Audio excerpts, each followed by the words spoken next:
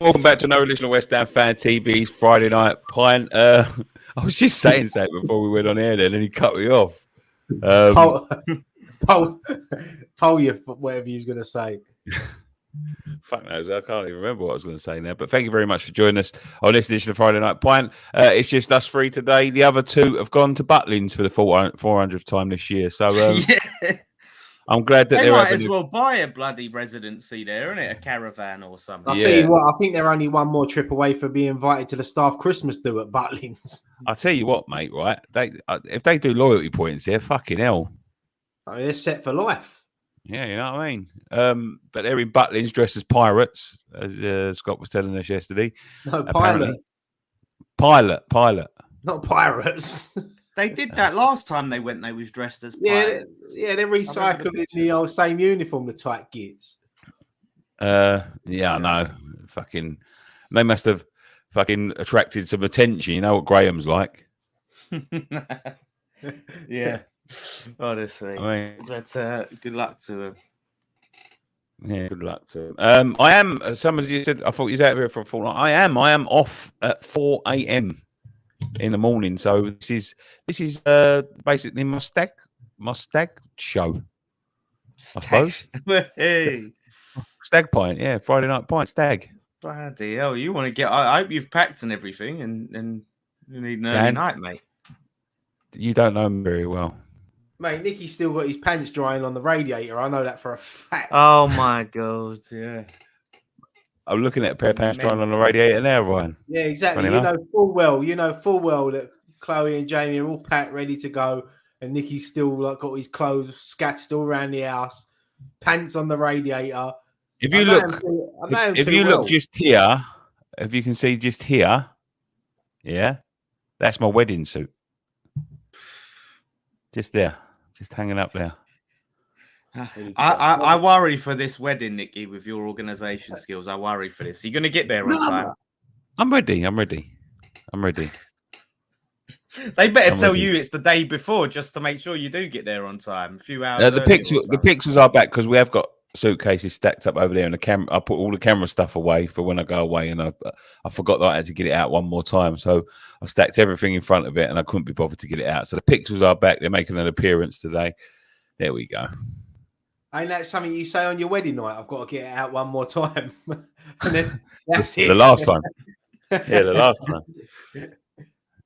I will be off in the morning and leaving you in these boys' capable hands. But before that, let's get into some subjects. Thank you so much for everyone that's joined us in the chat this evening. Keep your comments coming in. You know, give us some subjects to talk about. Whatever you want to talk about, let's let's get the conversations going. Talk between each other. Talk to us. We will be reading out comments as we normally do during the show. Well, let's have a little bit of small talk while we're getting some of them comments in. What have you been up to this week, boys? I was with you last on the night. spot. Put me on the bloody spot. It's bit of exercise going on. Trying to, still keep the weight loss going.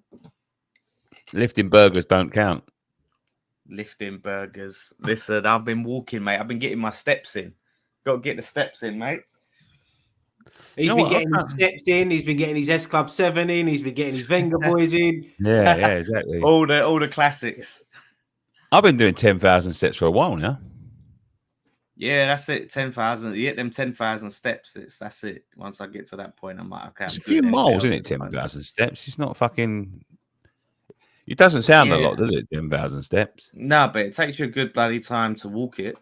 I think I've got like exactly how much it is, but I put on me like audio books and I go for a walk. I've listened to the Lord of the Rings audio books and they're long, so I just walk every day. I bet that's fucking brilliant.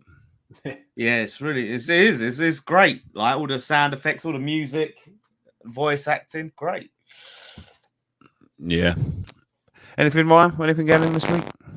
No, not much really, mate. Working, football on Monday. Football last night, West Ham obviously, and that's it really. So getting ready for the trip next week. Yeah, you're coming with me. Pulling myself out. Yeah, absolutely. So I ain't been up to nothing this week. I've just been busy just doing stuff, you know what I mean? Like, you know, them little bits and pieces that you have to do at the last minute, and they're just things that you think of, and you think, oh, yeah, we can get them done in the last week. They're just taking an absolute fucking eternity, to be quite honest with you. It's a bit odd, but there's something I wanted to ask you as well. Like, we're going away next week. Obviously, me and Ryan will be away. Ryan's flying out on podcast day. I've left the podcast in the capable hands of Dom and Marshy. Dan, do you want to get involved in that? When is it? Tuesday. Tuesdays, yeah. All right, I'll liaise with Dom. I'll liaise with Dom and see what's what. See if we can sort out our schedule. What is he doing it at the usual place? Is he to just turn up there? No. He's doing it. I think he's doing it remotely. Oh, okay. That might. He's doing a remote one. It might jump on that. I'll liaise with Dominic. Yeah, no worries at all. So what we got to talk about? I got one subject that I put up as the thingy. There's looking like they're trying to build more walls. We've had this sort of mysterious wall at the beginning of the season between block 141. Is it 141? Remind me. 113. 113. 113. 114. Yeah, 113, 114.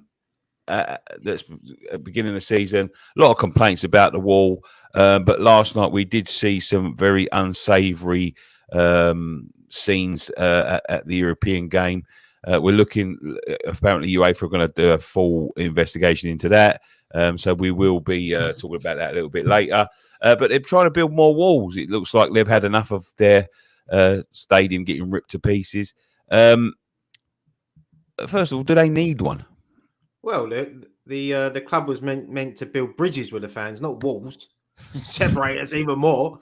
Fucking hell. I mean, look, what happened last night ain't going to help the cause, is it? You know, if things like that keep happening, they're going to, of course, they're going to try to divide the away fans from the home fans even more. I don't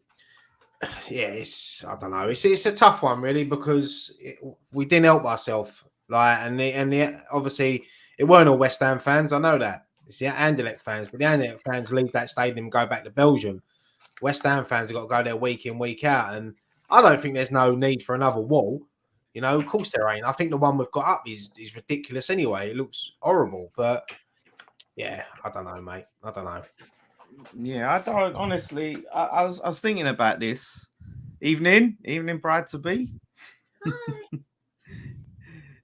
But... yeah, buddy, I'm not surprised. I bet it's mental time at the moment. But I wasn't going to say no. But with the wall one, I was thinking about this, like all these other clubs, you know, that are in Europe, you know, your Liverpools, your Man Uniteds and Chelsea's have been in Europe for years and years and years and played these teams. They haven't had to build walls. You know, they play all these crazy ultra fans.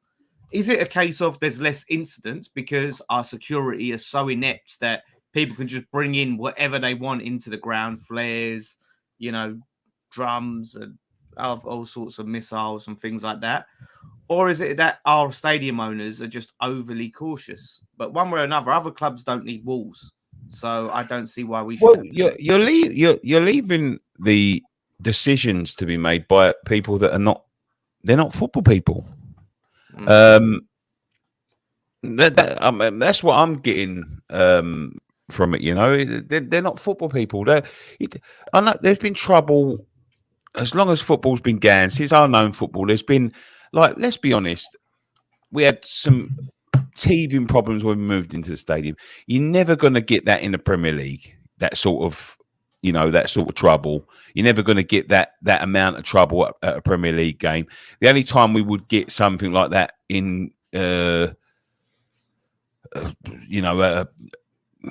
domestic game, I believe, is if Millwall came to the stadium.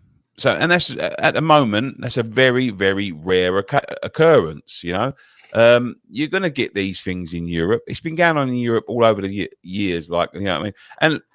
And don't get me wrong, I don't want to see these sort of incidents. I don't want to see these, you know, this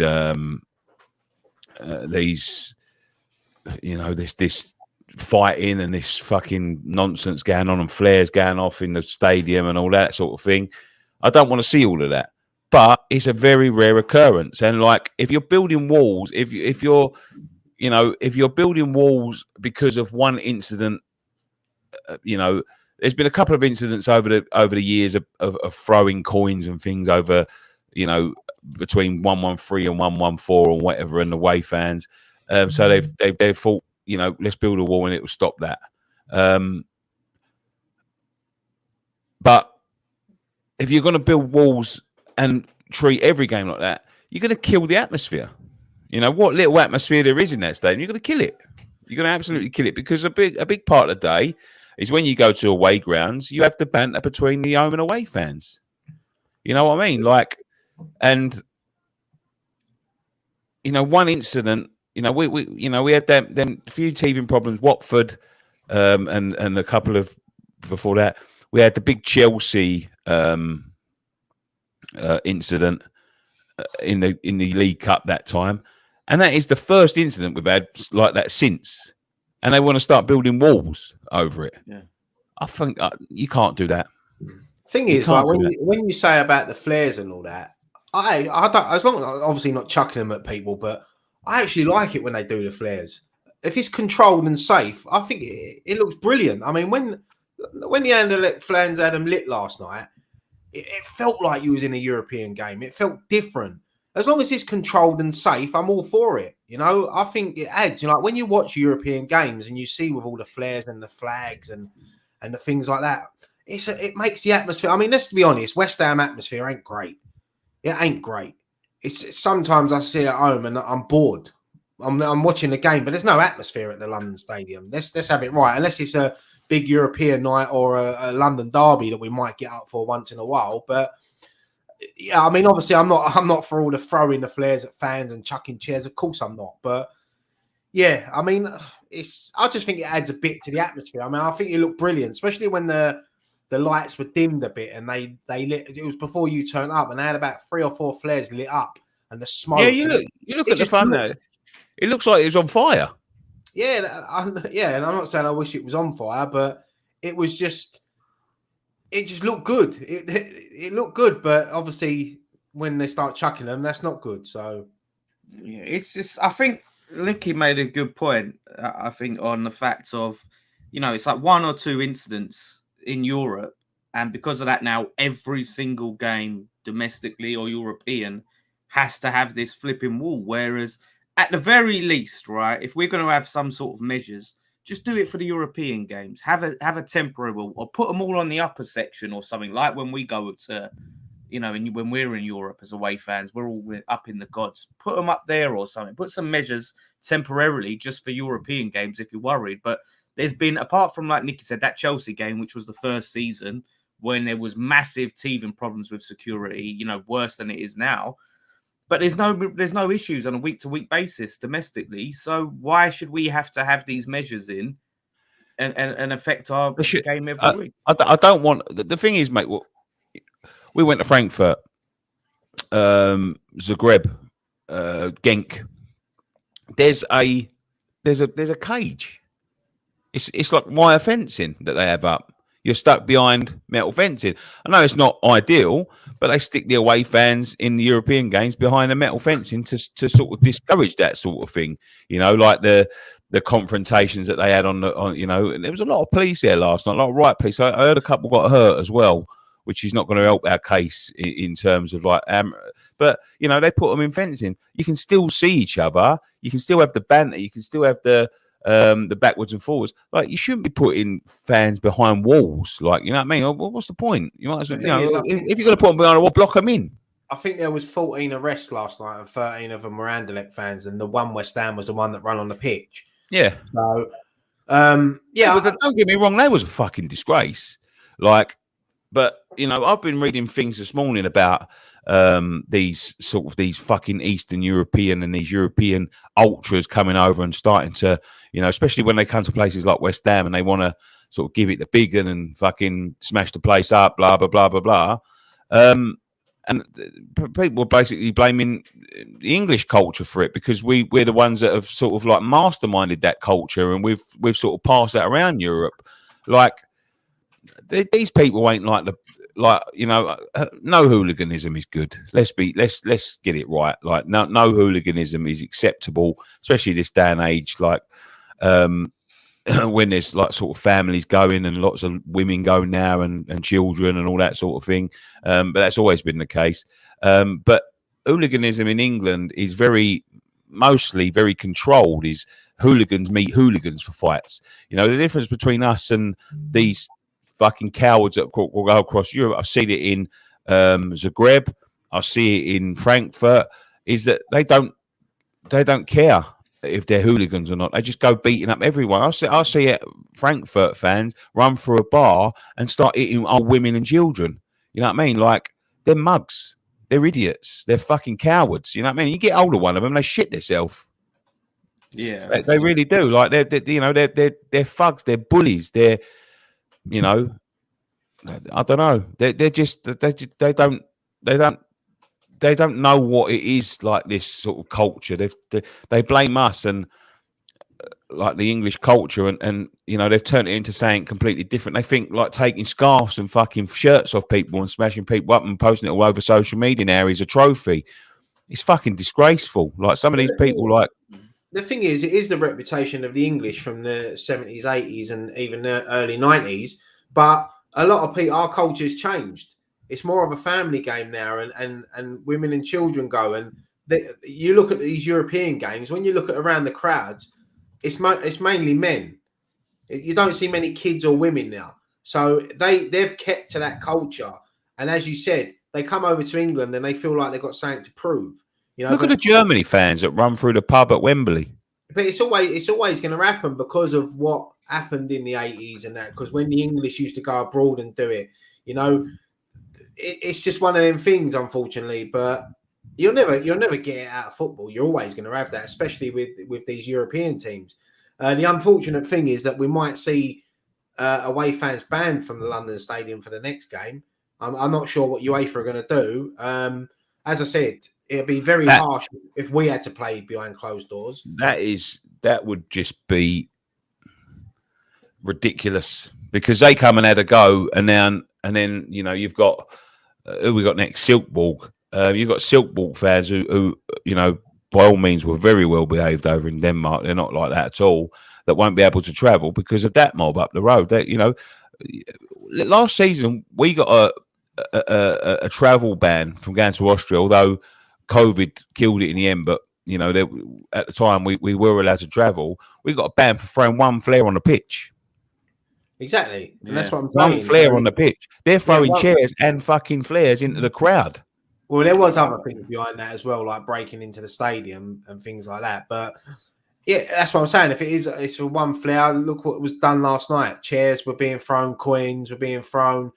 You know, it's what God knows what else was being struck. Probably they've got to have some sort of sanctions against them, some sort of punishment, surely. Like Nicky said, if we had for what we did, that was far worse. Whether it's dock and points or, you know, like ban them from traveling to the next away games. They've got to have something done to them.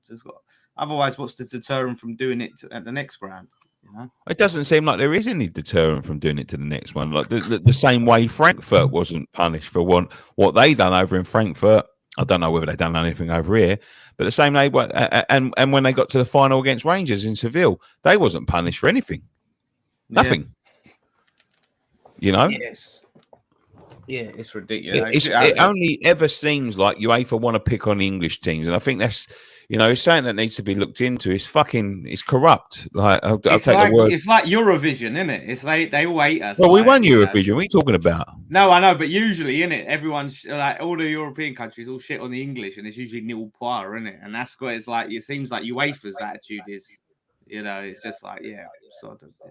You know. It is like that. You know what I mean? Like, I don't want to, you know, be like Dom, but it is corrupt. You know, they only ever come down on us, you know, the hardest.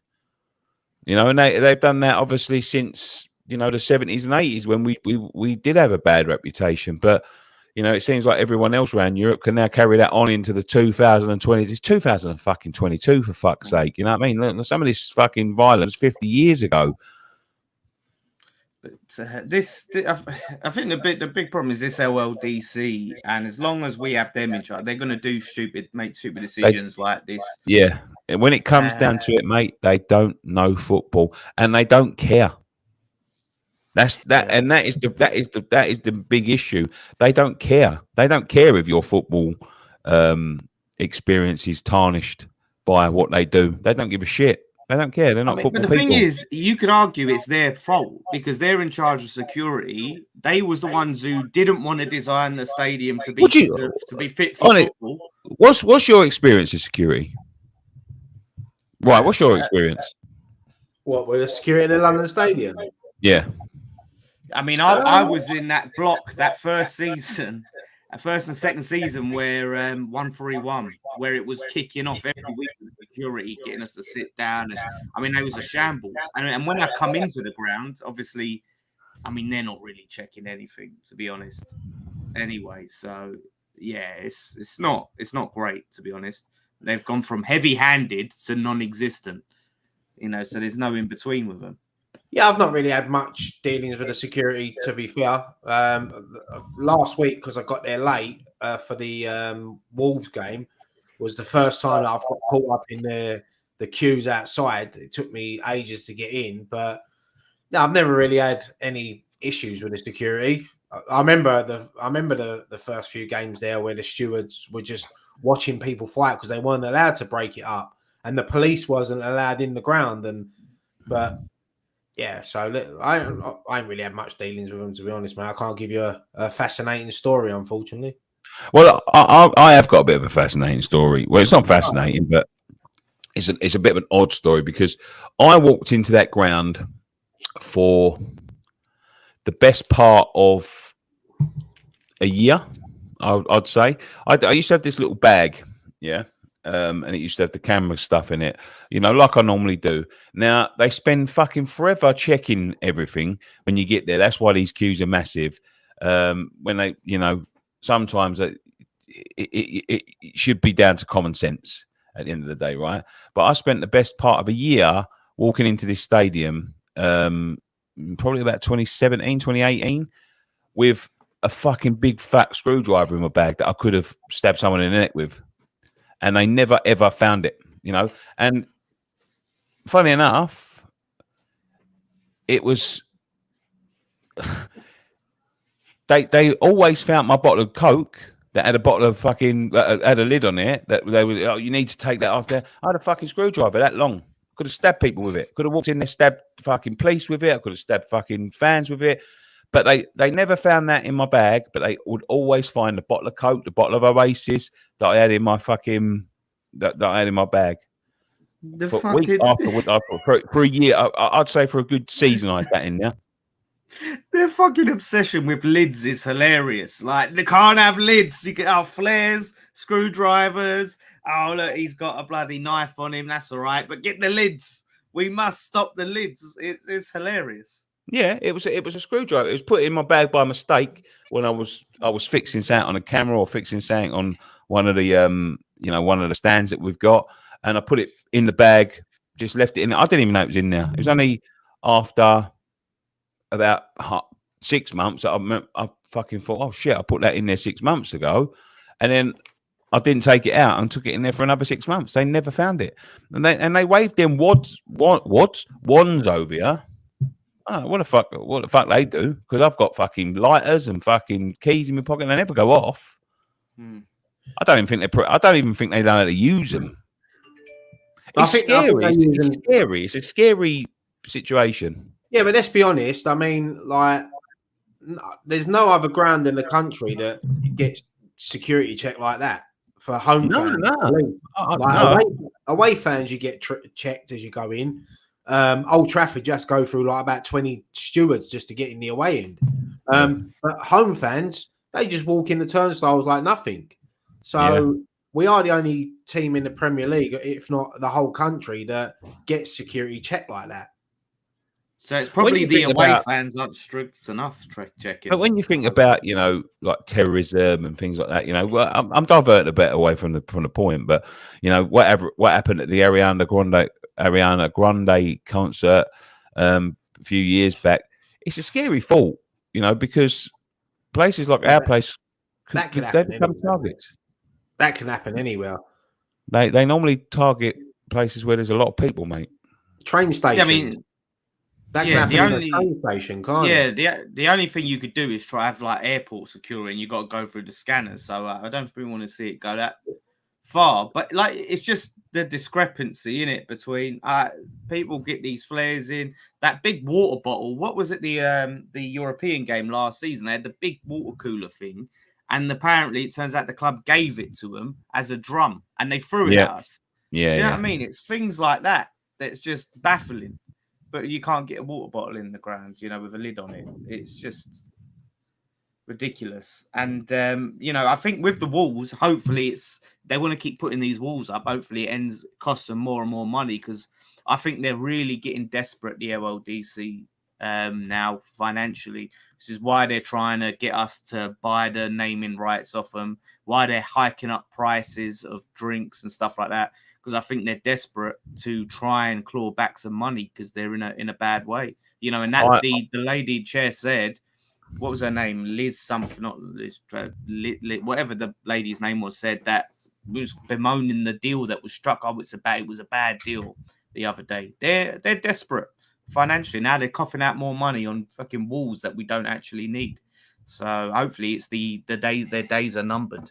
Pointless organisation. Me and Scott spoke about this last week. I believe their days are numbered, and I think West Ham are choking them in terms of like not getting involved in the naming right. At the end of the day, none of the money goes to us. So what I think that the LLDC have gone and said, basically turned around to West Ham and said, if you give us £4 million, you can sell it, and whatever you make on top of that is yours. When you think about Tottenham are having a chat with Google about a £200 million deal for the naming rights, it just shows you how desperate they're getting to try and pull in some money, that they're willing to give it up for £4 million. West Ham are not going to pay £4 million because, as I said last week, they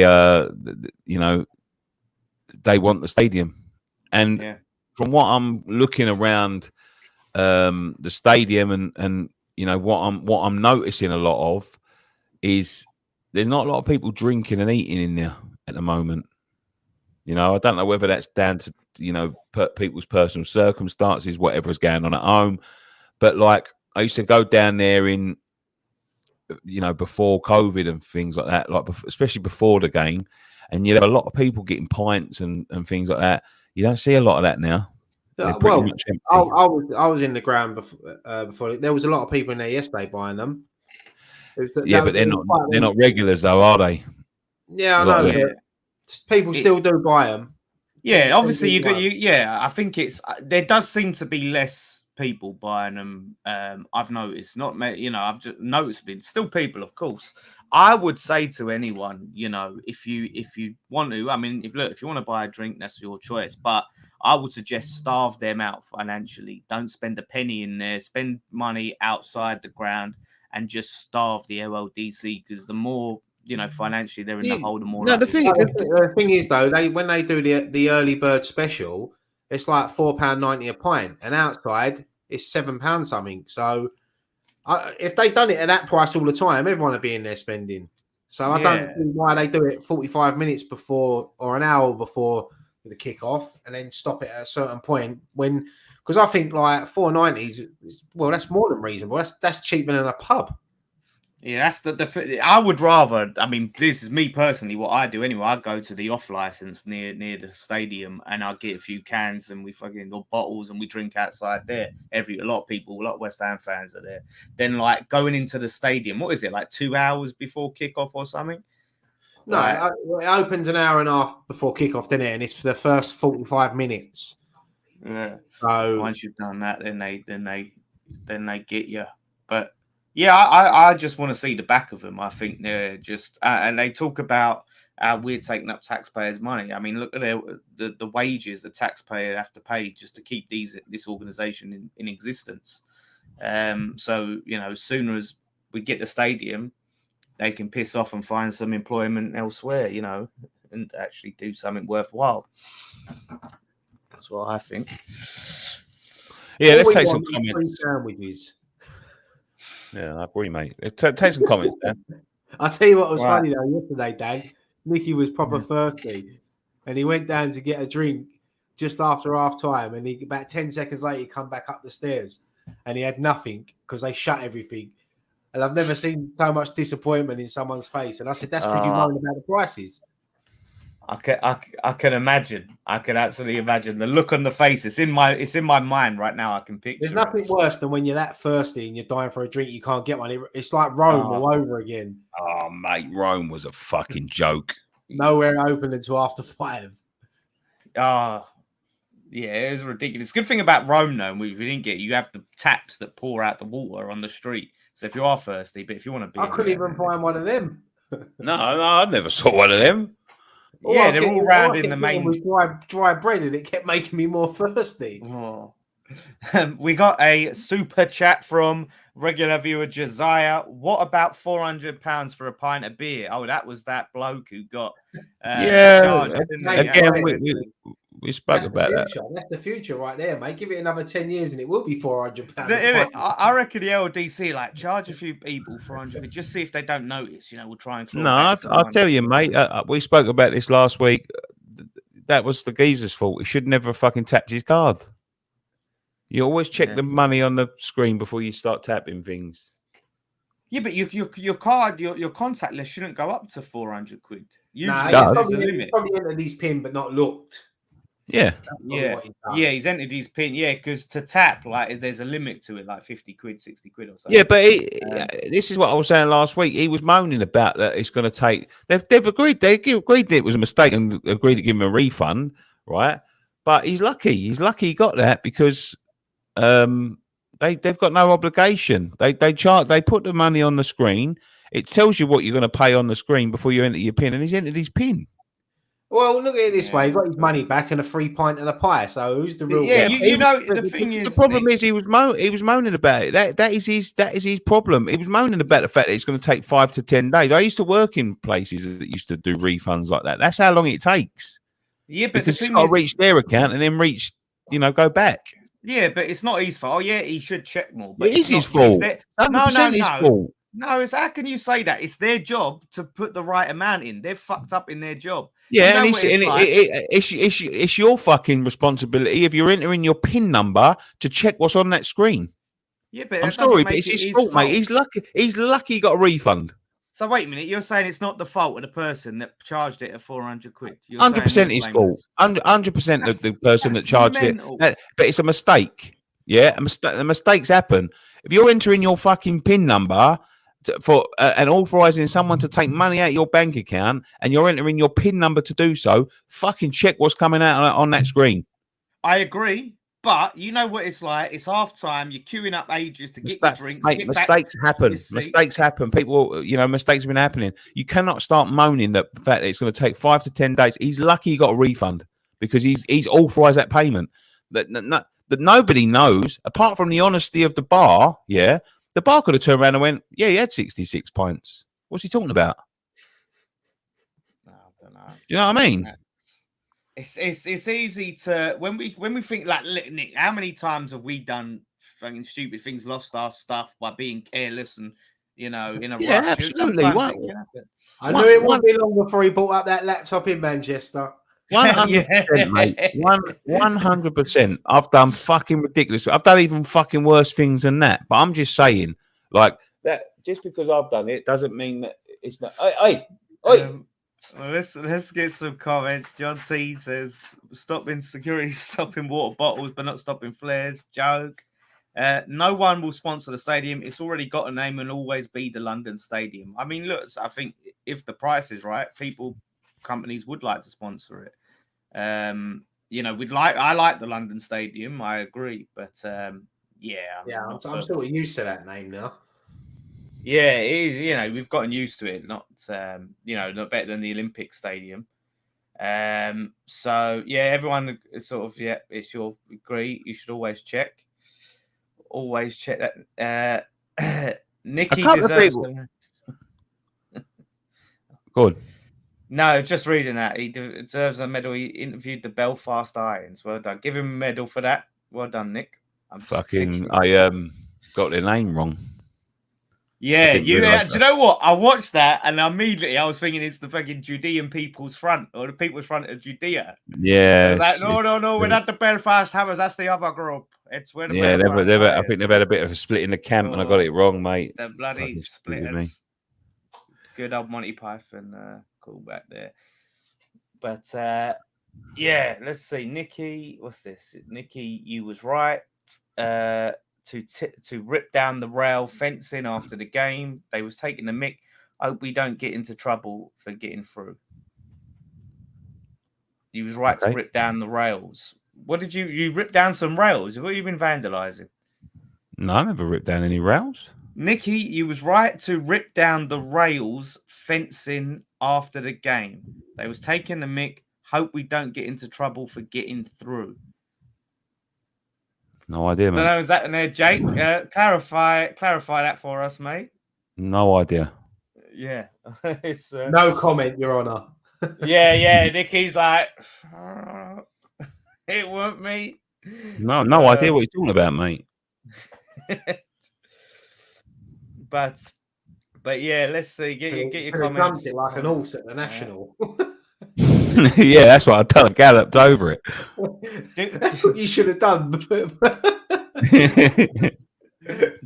John Bright says, do you think they will sell up now? We seem to have successful times. Now, I think he's talking about GSB. I think the best time for them to sell up is when we're successful, because it helps. Obviously, the club's more valuable, and it helps their legacy. We can look back and go, well, look at the state they left the club in. So for them, it makes the most sense to sell it now rather than think, oh, things are good, I want to continue to be a part of that. Listen, leave on a high. That's what I say. To be fair, like, you don't really hear much of them no more, do you? You don't see them in like any of the press anymore, and which is a good thing. It's a good thing. It's what they should have done years ago. Just stay in the background, and they're just letting the right people run the club now. They're letting Moyes run the team. They're letting Rob Newman, Kretinsky involved a bit more now. You know, you don't really hear much from Brady. I know she's still got a column in the Sun, but she's not as vocal as she used to be. So maybe, look, in life, we all learn lessons. We all make mistakes. I'm not saying that everyone's going to forgive them and that, but if they stay quiet and things are going well, you know, until they do sell up, long may it continue. Yeah, I just think they're winding down. That's it. Yeah, and so they're both old. You know, they're both getting on a bit. You know, so yeah, let's just, as long as the team's doing well and Moyes is in charge and we're going in the right direction as a football club now, I feel. Yeah, until they sell up, as long as they keep out their press and they just back David Moyes and yeah. Don't get me wrong. I'll never forgive them for what they've done to us. I would never forgive them. But they're doing now what chairman should be doing, and that's put your money up and fucking shut the fuck up. You know, that's what you're there for. No one will forget. No one will. Some people won't forgive. Some people will. I'm just saying, like, it's just as long as they stay quiet and we won't forget, because for me, they fucking run it like a car boot sale for too long, try to do everything on the cheap, and I think they've learned the lesson now to just shut the fuck up. You know, just shut up and get on with it. Like, just, you know, you don't need these fucking people doing interviews with a moose and, you know, fucking telling lies about everyone to Jim White and all of that sort of thing. Just shut up. Like, you know what I mean? They're lucky people that fucking, I'll tell you what, mate, in the, you know, that 20 years, if that had happened 20 years before, people would have been climbing up to the fucking director's box to drag them out. Yeah, but the thing is, the only interviews they should be doing, if they do go on TalkSport and things like that, or newspapers, is just praising the team, praising David Moyes, praising the players. That's what they should be doing. So yeah, I think they learned in the end. It took them a long time that they couldn't win. People could see through their shit. And they're lucky, mate. You know, they had all these. I thought you fell over. I thought you fell out the window. My camera, that was. I'll tell you what. My camera. I'll tell you what, Dan. I'm glad you got tracksuit bottoms on, mate. We've got nightfall. Right, let's plant that. Yeah, I'm glad as well. Yeah, old school Paul says they're keeping quiet for a reason. I'm sure. Yeah, I'm sure that there's a reason behind it. But Probably just learned their lesson. Probably learned their lesson. But so Nick, this was apparently when you was trying to get to your car with the rails. No. He's listen, no comment, Your Honour. We don't know what you're talking about. Listen, the first rule of anything, mate, is never admit admission. Never admit it. Yeah. I've never done anything like that. Never done anything. Don't know what you're talking about, mate. if there's a chance you can get in trouble, I've never done it. Don't know what you're talking about. No comment. Ask me in a few weeks. Shaggy said.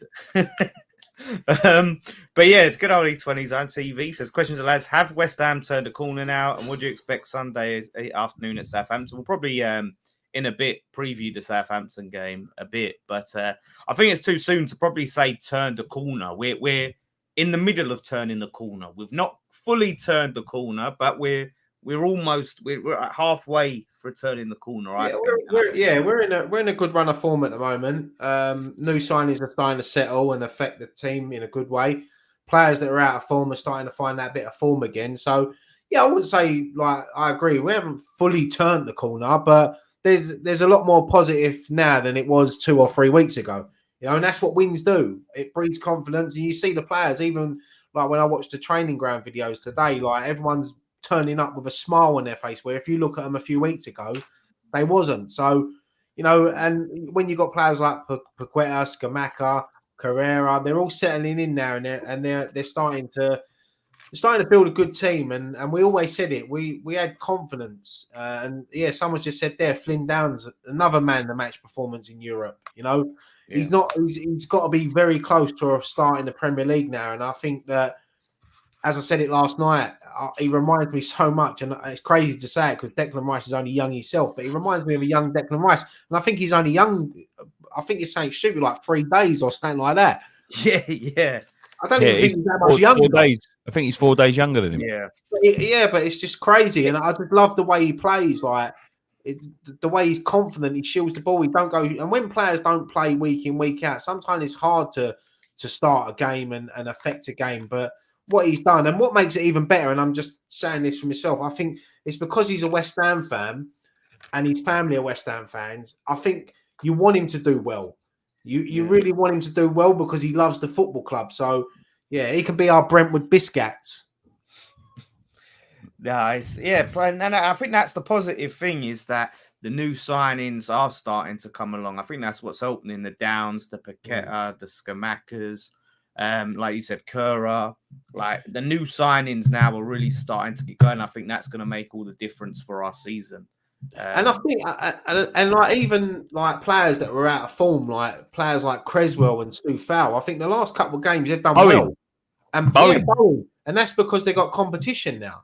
And that's what happened. When you're settled in a team and you haven't got competition, week in, week out, however you play, you're gonna start. But now Creswell can get dropped, Soufal can get dropped. Moyes ain't afraid to change it around at the back as well. So it's good. It's always good, as Nicky said last night. It's always good to have healthy competition in your team. Yeah. I mean, now Johnson's back. We got 3 players that can play right back. I mean, that's been one of the most cursed positions we've had for a number of years. We never even had 1 right back at one point. Now we've got 3. Johnson played really well last night. Obviously he slotted in at centre back, didn't he? 3 at the back. Yeah. That's what I like about Johnson. He's versatile. He can even play at left back if you need him to. But look, we got Aguerd to come back. He's back on training now, kicking the ball, so he's should be back maybe before the World Cup. We might see him, but if we're doing well, there's no point risking him. Just wait until after the World Cup. Well, I think, we'll definitely need him because, I don't think Ogbonna and Dawson's injuries look long term, but it just shows you it was a reminder just that it just takes one game and it can turn things on its head. Antonio was training today, so he'll be in the squad against Southampton. So things are looking up. Well, so I wouldn't say we've completely turned the corner because two defeats in a row and we're all back to square one. So it's about keeping that run going. And if you do lose, it's about bouncing back straight away and not going on a run of not picking up a point or a win. Yeah, absolutely. Nick, after he's cleared his yawn, what do you reckon? What? Turn the corner yet, or not turn the corner? Oh, I think we're at the bend. I do think we're at the bend. I can't say we've actually turned the corner yet, but as I say, it's like, the criticism I have of the team this year is that, I think what Dom said early on was quite right. We wasn't prepared for the season. We wasn't prepared for it. We didn't do our business quick enough, and that might not be down to us. It might be down to, whoever we was after. Just, they was waiting for, sometimes there's a chain, like when you buy a house, there's a chain, isn't there? And you got to follow the chain. It might not be completely down to us. But if it was, it's just a bit naive. It's a bit stupid to leave. Thing is, though, mate, sometimes things are meant, because if we would have done our business earlier, we could have ended up with Lingard and Brozier, and we wouldn't have had Scamacca and Paqueta. So I understand. And let's be honest with it, mate. We would have been fucking quite happy with that. Yeah, of course. Everyone, because we wasn't expecting the Scamaccas and the Paqueta. The Paqueta one come out of the blue. I don't know whether that's just something that happened last minute and he just became available, and I don't know. I think they've scouted him. I think Rob Newman and obviously Kretinsky as well. I think they've scouted him, and we've got scouts around all of Europe now, so he would have been watched. It was quite obvious when we got to the beginning of the season. We wasn't ready. We wasn't fit enough in that Manchester City game. There were certain players that weren't ready. Certain players that went away with England that would come back overweight, a little bit unfit, not had a proper pre-season. Not having a pre-season with your new signings, the one that you do get in early gets injured, which don't help, because you're building a team around that. There's all these different circumstances, but we're at the corner now. We've got a couple of wins under our belt in the Premier League. We've got a couple of wins, 4 wins in Europe. The striker is now, the striker that should have been in from the start, because you don't get used to playing the Premier League by sitting on a bench and watching. You know what I mean? So he should have been in from the start. Look, but a couple of weeks back, mate, if it had kept on doing the same thing, then it would have been. I think he would have been banging trouble. But he's got them playing. A couple of players have played themselves into form. I think we're going to beat Southampton on Sunday. I can't see us having a problem with them. They're not a very good side. Sack another manager while we're at it. Yeah, why not? You know what I mean? Like, they're not a very good side, and we should be looking to get 3 points there. It's a bit of a test this week, because we've had a couple of wins on the bounce at London Stadium. We had one at Villa, so it's not like we haven't won away from home yet. But we're definitely on the corner. We're learning a different way to play, which is a bit of a shame, because if we'd have had these players in early, I think we could have hit the ground running coming out of the season. But we're learning different ways to play. We're looking at different options. Moisey, I think, is working out his best team at the moment, and I think he's pretty much got that nailed down now. And I think the only way is up for us. Well, I mean, while we're at it, do you want to talk about the Southampton game that is on Sunday? Like you said, as you started, we could preview that, chat about that. For me, we win it. We've got too much quality. Honestly, and I said that in the cup last year, and it came to bite me back in the arse. But they had Brozier was on a real good form then. I just can't see them. I can't see them beating us. I can't see them beating us. I honestly can't. I just think we've got too much quality now. Usually, because we've got the squad depth this season, so hopefully the Thursday, Sunday won't bite us in the arse. But the only thing I think about Sunday is he brought on Rice and Scamacca. I did question that a bit. Certain players, you think, we're winning 2-0, and you're bringing on Rice and Scamacca. Obviously, we end up winning the game, so it's a moot point. But you just worry about, okay, if we're certain players that did play on Thursday, are they going to be, fully energized? They're going to be a bit tired, whereas Southampton's had that rest. The reason why, you bring on players like Scamacca and Rice is just to keep them fresh, keep their legs fresh, keep their bodies ticking over, like with game time. That's all Scamacca. And Rice he can play every minute of every game. Scamacca, I know he's played a lot of football lately, but he's still getting used to the pace of English football. I know it was a European game, but just to give him that extra 20 minutes means a lot. For us, it's like you think, it's only 20 minutes, but for a professional football player, it means a lot. But Southampton, look, I know I think they're fourth from bottom. They're 7 points, something like that. They got battered last week at City, but everyone seems to get battered by City lately. But yeah, they'll be looking for a response. When they've got players like Ward-Prowse on the pitch, Armstrong, Adams, they can be dangerous. So I'm not going to go there thinking, we're guaranteed to win, but I'm confident that we can go there and get the win. Especially the way we're playing now, and we're starting to click. So it's going to be tough, but I fancy us to nick a win and continue this good run of form. Yeah, I mean, we were actually linked with Ward-Prowse heavily in the summer. I think we really wanted him, but the price tag was too high, and they have got dangerous players. But I mean, I think the confidence levels are quite different. Our confidence now is probably it's at an all-time high this season. From what it was. Their manager's on the verge of getting the sack. They've already started touting for other managers. So it looks like if we go there and beat them, then he'll be out the door. And we've got a record of doing that. We seem to end managers' careers. If we go there, and especially if we go 1-0 up early, their fans will be right on their backs. And then if we go there, play with confidence, then it could be, I'm not saying we're going to join the 9-0 club, but we could go there and get a nice little victory, like a 3-0, something like that. I would like to see us set up more positively and try and attack and go for it and control the game a bit more. Obviously the 3 points is all that matters in the grand scheme of things, but ideally, we want to start to, now we've got these good players, start to actually see if we can play a bit more positively, especially against these sort of sides. That way, if you can't play, a little bit more progressive football against these sides, when can you? So that's what I would like to see Sunday. Yeah, we need to go ask us anything, boys, because I might fall asleep. I am shattered. Yeah. We'll get your questions in. Yeah, there's not much really more to talk about West Ham wise, is there? I mean, we had the game last night. We covered that last night.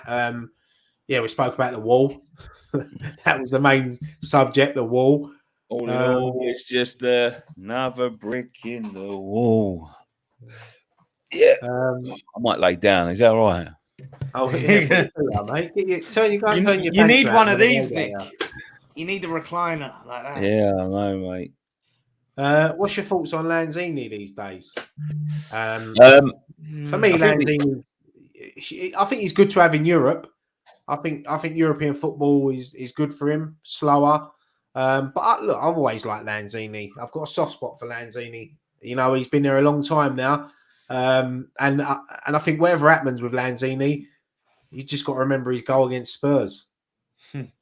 He had a bit of a purple patch last season, but all in all, he's never come back after that injury in reality, and that's such a shame because I think this will be the last season with him. I love him as a professional because he's always give everything he's got for West Ham, and he's not one of these players like Issa Diop. I mentioned this on something the other day. Issa Diop and Masuaku that went parading into the manager's changing room or fucking dressing room, whatever the fuck it is, saying they're not going to play anymore because they think they deserve to be in the side. He's always just got on with it. He's been out of favour for a long time now. But I think the injury's done him. He was a special player when he first come. We found his name was his little jewel in it in nickname is Little Jewel or Little Gem or something like that, or Little Diamond or something like that in Argentina, and he was a little gem when we found him. Injuries, he never came back after that injury. That last injury that he had, the bad knee injury that he got with Argentina, he just never came back the same. When I watch him in Europe and I watch him with Emerson, players like that, you can see he's still got the touch. I think he likes playing with Ben Rama as well. So I think he's going to be very vital in this European run this season. I really do. I think, I think he's that sort of fringe sort of squad player status at the moment, and I think, certainly the earlier games in Europe, I think he can play a part in for sure, and give it that squad depth. But I think like Nicky, I think this is probably his last season. And after that, shout out to Gary. Yeah, Is that Gary, him and Dom in the Gary, Gary? mate, I want a full report on what cocktails they've got because I want to know what ones are going to be drinking on Tuesday, mate. Him and Dom there in the profile picture. He's already in Mexico. Oh, is he? He went out. He went out early. He went out there yesterday. Yeah. Dan, that's not Dom in the profile picture. That's when Gary met Paddy Dingle from Emmerdale. Yeah, it's true. Yeah. Why is it's when he went to Western Blumenfeld's restaurant and had a fucking snail porridge. Now you've said that, I can't unsee it now as Paddy Dingle. I can't unsee it now. That's why it's going to be in my brain. Yeah, Gary, I'm on the tacos. Yes, Gary. He's bang on the tacos there, guys. Now, have a good one, Gal. I hope you're enjoying yourself, mate. Yeah, see you next week, mate. We got that one. Have you? This one's come out a bit out of nowhere. I hadn't heard this. Philip Del Macaulay, long-time viewer. Have you heard the rumours about Cornet going to Wolfsburg in January? That's got to be just rumours, surely. Yeah, I haven't heard. He's been out what's he been at? 2 or 3 games. I'm not even sure he's available for Southampton on Sunday. He might be, but I don't remember seeing him in training videos today. So, yeah, I like Cornet, but I'll be disappointed if we sell him in January. Yeah, but that's just a weird one. I can't see it unless they're talking about he's reminding me a little bit of like fucking Vlasic. Nah, he's much better than Vlasic. No, but it's just the way that his career's going. I mean, Vlasic. I mean, that poor bastard. Fucking hell! Like, you forget about him, didn't you? You know what I mean? Like Vlasic, 30 million quid last season, done fuck all. Yeah, but that's what we always say, isn't it? You know, everyone says about spending money. It don't always guarantee success in players. We spent 30 million on Vlasic, and he didn't work out for him. But then sometimes you get a free transfer or 2 million quid on someone like Dawson, and now we're begging him to stay. Yeah. Yeah. I mean that brings us to the next question, but just on Cornet. I really feel gutted for him because I think a run of games, he just needed that run of games to really find his feet within the team. And I could see him being a starter. I think he is absolutely quality, and there's just a few little bits he needs to iron out. Ideally, that offside situation, but hopefully he's not out too long and he comes back and he gets himself on the team. We could definitely use him with all the. He was like that, wasn't he, Ryan? Canute. Yeah. Offside, fucking every fucking time the ball went forward, he was offside. I remember VAR then. I remember a FA Cup game in at Sunderland. Must have been 2000, 2001, something like that. And I think he got the record number of offsides, mate. He was offside every time the ball went forward. He was offside, and then all of a sudden, he broke one. One of them broke, and he put the ball in the back of the net. And this was when Sunderland were a decent side, and we beat them 1-0. He was a brilliant player, Canute. Yeah, I liked Canute. Yeah, but he's offside. Fucking, he's holding the line was ridiculous.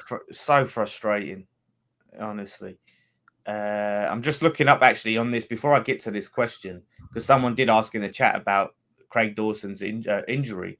Apparently, it's just a dead leg. So I was just reading it up. Apparently, he's just got a dead. So I expect him to be fit and available for Sunday. But do you think he'll leave in January? We said this we had this little discussion last night. I don't think especially if we're doing well in Europe and we're having another good season. Why would he want to leave? You get to January, you've only got another 4 or 5 months of the season. You might as well see it out. I reckon he will go in January, in the summer, end of the season. But I think it depends on Aguerd. The thing is, though, I don't think he will leave and leave us in the shit. I don't think he'd do that. But if we've got 4 centre backs as well as him, I think he'll go.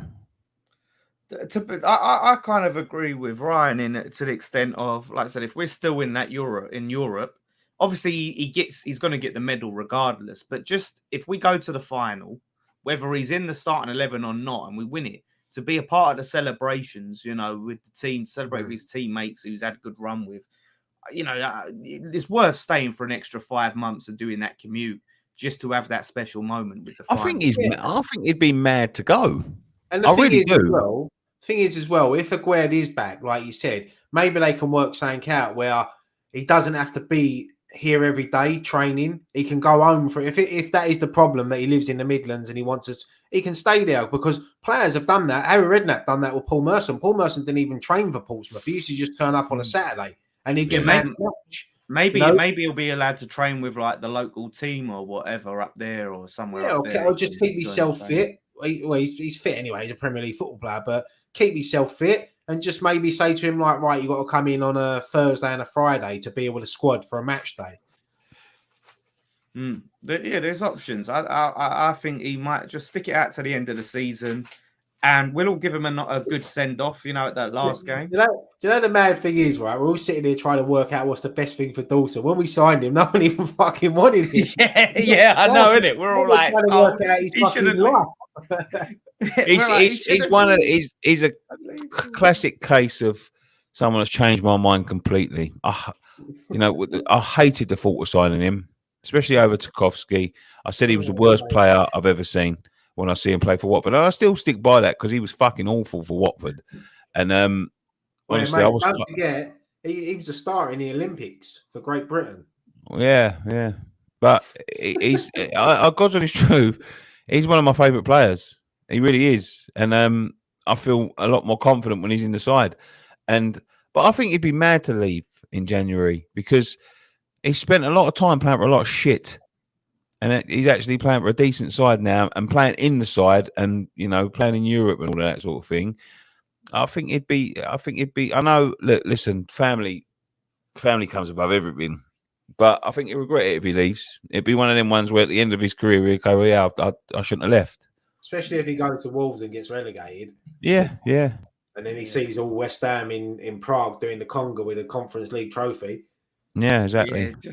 Yeah, just stick it out to the end of the season, reevaluate, reassess everything, see how you feel. That's what I'd say to him. But you know, like I said, it's his decision. I think, you know, if he does go, we'll wish him well. But I don't think you know, we'll be massively impacted just because of the amount of depth we've got at the moment. You know, unless we get disastrous injuries. But thankfully, we've got quite a good, you know, bit of depth there. Guys, can you read Daub's comment? Daub's. Here we go. I think this is it. Sad news about Brighton's Enoch Mwepu retiring at the age of 24 due to hereditary heart condition. Heartbreaking, his career has been taken away at such a young age. That was awful to see. Yeah, he's their record signing as well, isn't he? He's such a shame. A lot of talent, and it just gets taken away from you and it's out of your own hands. You know, it's not like he's. Yeah. It's sad. It is sad. But look, health has to come before anything. And if it's, you know, look, I don't know if he'll be able to play in the future. I don't know. I haven't really read up about the heart condition, but yes, it is sad. It is sad, especially that age as well. You know, if he was in his late 30s and he had a career, you think, all right, but he's 24.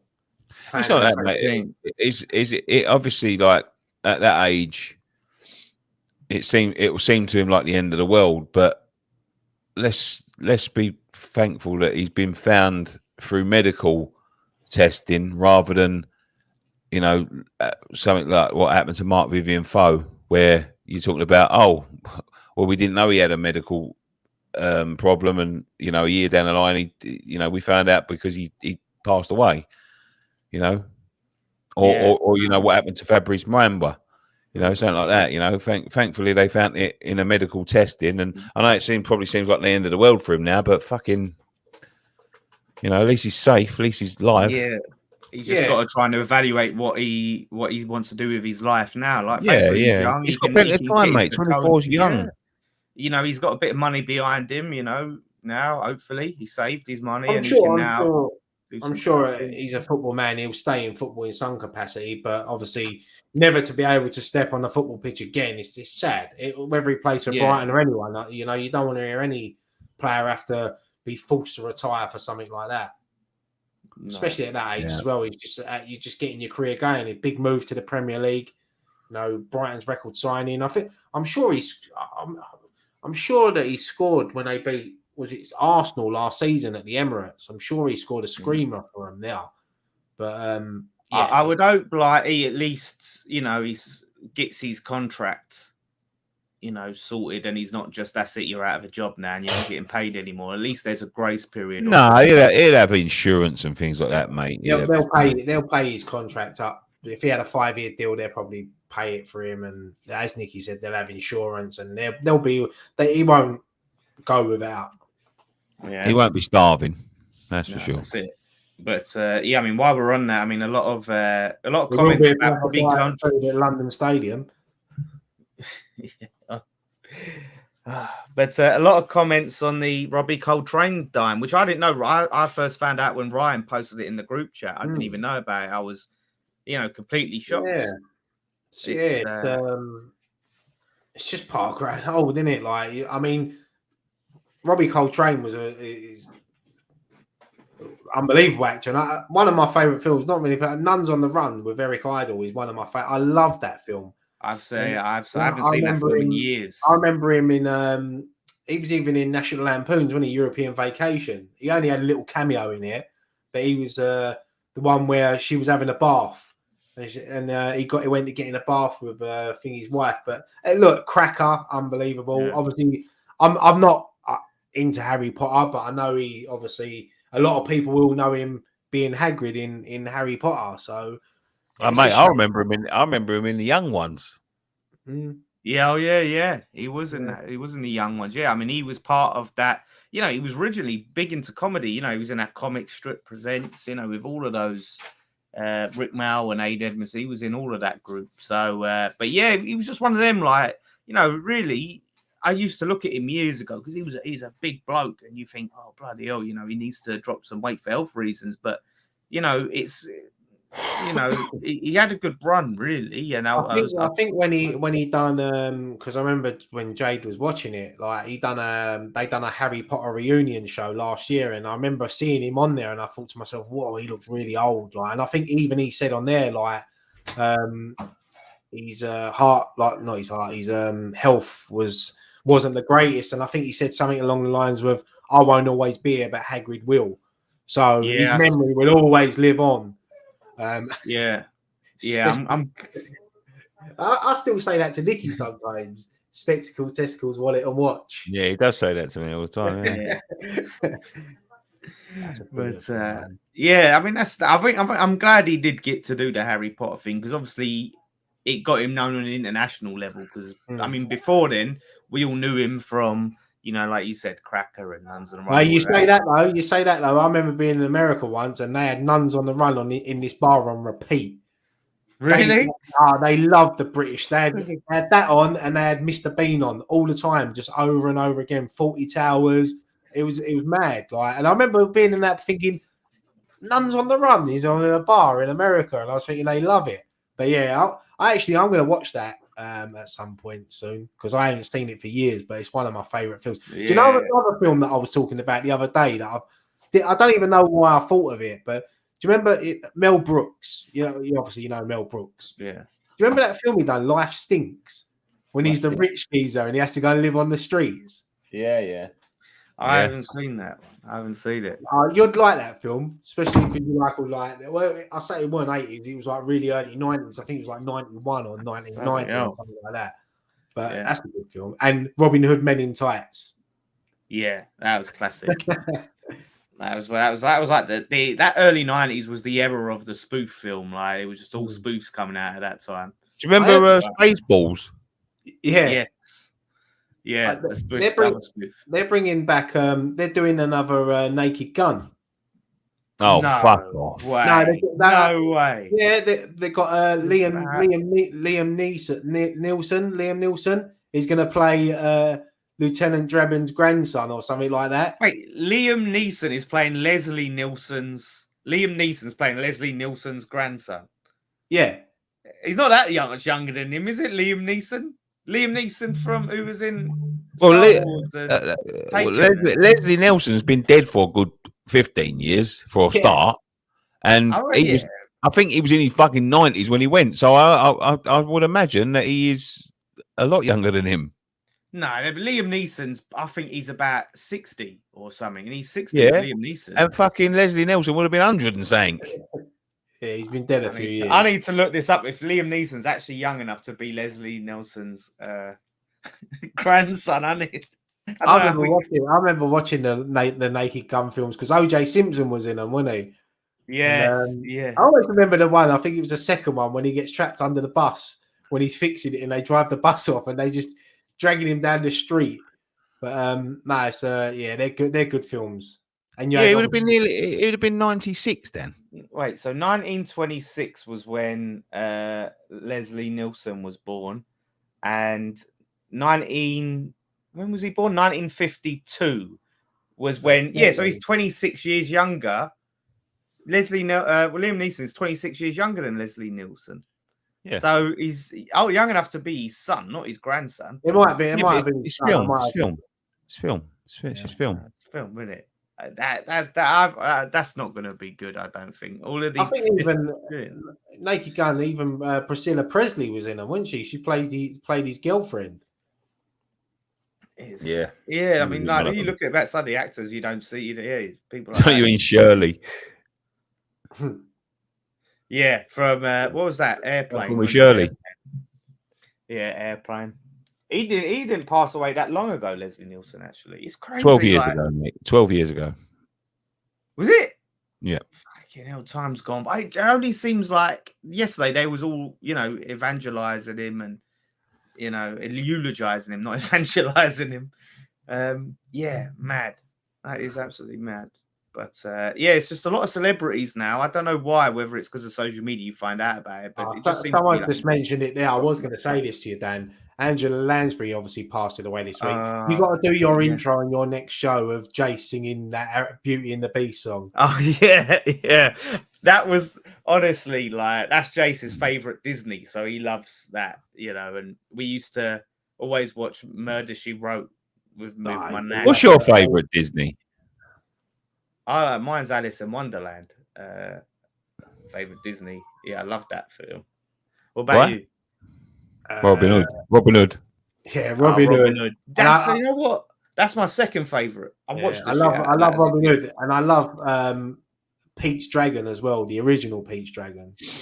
So I love that as a kid. But I love all the Toy Story, Disney, Pixar as well. But Robin Hood is probably my favorite. Mrs. Cluck. Yeah. See the fat one. I've got a tie. Jungle Book and Aladdin, hands down. Interesting. Yeah. Interesting. That is Jungle Book. I fucking watched.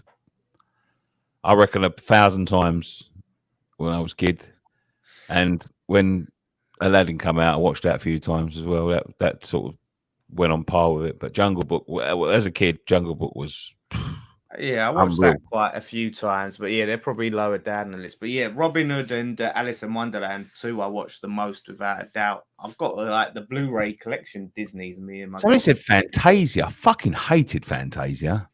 Hated it. It was a bit. What is it? Music. It's music, wasn't it? With him. Yeah, it was like. Yeah, it was like. What do you call it? Dumbo, I found really boring as well. Dumbo, I thought was. No, Dumbo's only about an hour long. I couldn't believe it. I just found it boring. Sword in the Stone, that was another favorite. I watched the shit out of that. Sword in the Stone. Yeah, they don't make them. I sound old now. They don't make them like they used to, but they don't really like the Disney films. You need to get back to that. Is it all right if we wrap up, boys? Because I've got a bit to do and I've got to get up. Oh, yeah, look, Herbie. I forgot about that. Herbie goes bananas, mate. Do you know what? I always remember the Herbie when a geezer pours the coffee in there and Herbie's driving and all the cream starts coming out and he can't drive properly. And then when the car splits in half. Didn't they come around at similar time as Herbie and Chitty Chitty Bang Bang was similar time frames, weren't they, as films? Do you remember the number of Herbie's car? Huh? What's that? Do you remember the number of Herbie's car? 65. 53. Was it? No. 53, yeah. Actually, there's a car up the road here that's done up like Herbie, like an old. Yeah, that's the Beetle. Volkswagen Beetles, isn't it? They had a limited edition one, and I remember that seeing them. Yeah, there's a car up the road here. There was something like sort of special about those films that came out when like color films were sort of new. It was like a new thing, and there was In the old Technicolor. Yeah, Technicolor. Something about the look of them always was mesmerizing, and yeah, really, films were really well made back then, and it was just put a lot of heart and care into them. So yeah, I always have special. But I used to like silly films like that, man. I remember what was the other one that we always talk about, right? Ernest. I mean, you're going from like the 60s to the 90s. I know, but do you know them?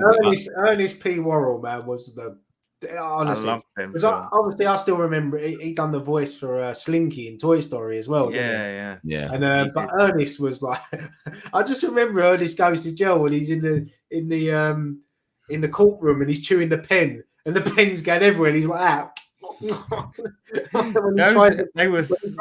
When he tries to break out. And he dressed up as the old woman, and he's got his, they have them chain and balls on your ankles. He puts his tears, and then they fall down. Oh, it's brilliant, man. You know what? I need to go back and watch them as an adult now watch them with adult eyes now, because I watched them as a kid to see just how they hold up. He always used to go like that as well, did he? He used to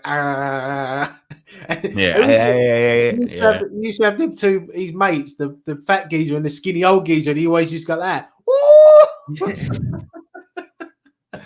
that. How many of them Ernest films were there? There was Ernest, Ball, Camps, the scare horror one, the basketball one where he gets those basketball shoes that make him shit out of basketball. Ernest goes to college, when Ernest saves Christmas. Ernest goes to jail. Ernest, summer camp. He always used to wear the same clothes, didn't he? He had the wardrobe the same clothes. Yeah, the blue vest, didn't it? It looked like he was going fishing or something with the hat. Yeah, he was.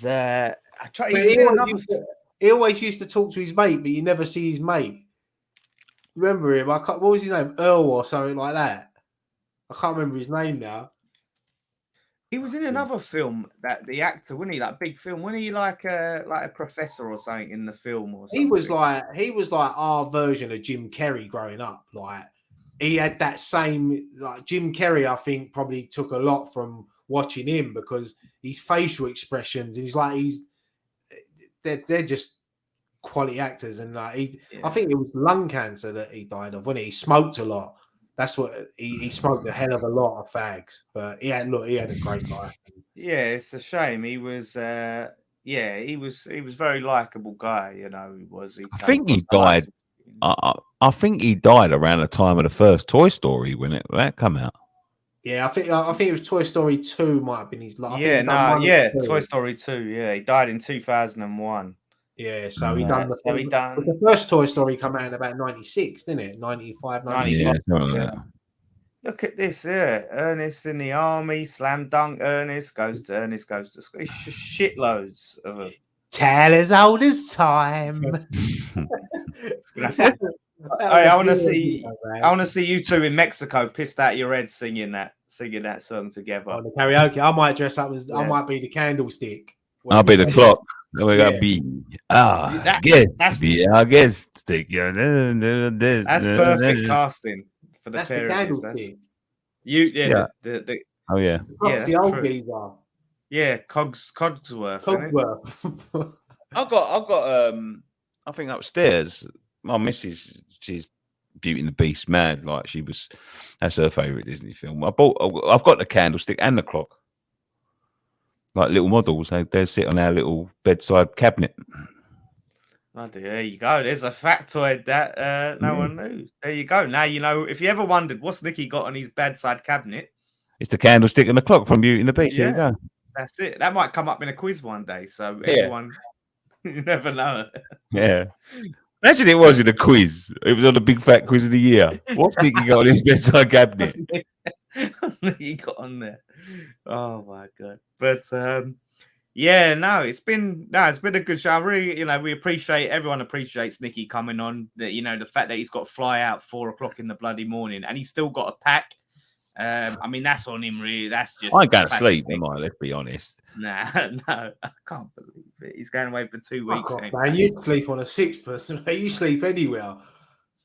Sometimes I turn around, like when we was in the car coming home from a game earlier in the season. 1 minute he's talking, I turn around, he's laid back on the seat just like that. I know, man. I think I've got sleep out.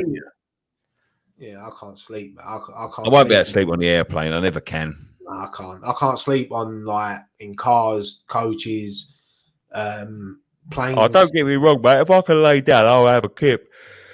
But that's my motto, eh? Anyway, while you're being Mexico, warming it up for me to get there, I'll be in Southampton on Sunday. So, yeah, looking forward to it. Yeah. And then when you flying out, Ryan, next Friday? No, Tuesday. Oh, you're flying out this Tuesday? Mm. Oh, Yeah. right. So you're there for nearly 2 weeks then. Just it's a week and a half, isn't it? Yeah. Yeah. No, we're going to have a brilliant time. We're going to. I know, while we're in miserable England, raining, sunny. And you know what else we're doing as well? And you're going to be jealous. We're having a second stag do in Cancun. How about that? Second stag do, eh? Yeah. Listen, Cancun, I can't beat Chelmsford. I'm not having it. I'll start with a C. Yeah. Yeah, similar. Give me Chelmsford over Cancun any day. I'm going to dig out my Rey Mysterio mask and I'm going to wear it to the airport when I get on the plane. Fuck it. Get yourself. Oh, I've got to go and pack my case. Yeah, I'm off as well. I need to go down the shop. Go on, Dan. See us out.